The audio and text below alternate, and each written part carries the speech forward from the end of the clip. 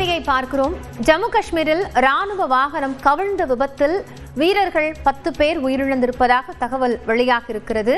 இது குறித்த கூடுதல் தகவல்களோடு செய்தியாளர் சுசித்ரா இணைந்திருக்கிறார். அவரிடம் பேசலாம். சுசித்ரா, இந்த வாகன விபத்து எப்படி ஏற்பட்டது? மற்ற வீரர்களோட நிலை என்ன?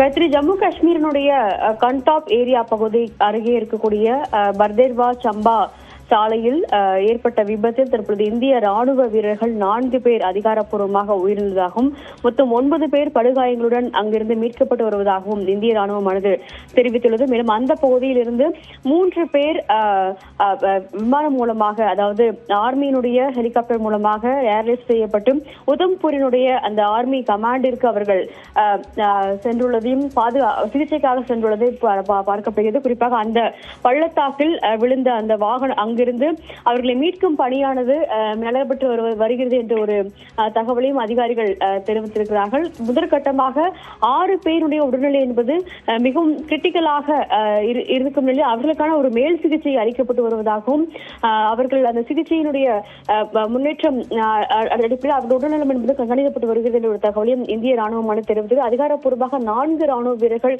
உயிரிழந்திருப்பதாக இந்திய ராணுவமானது உறுதி செய்திருக்கிறது.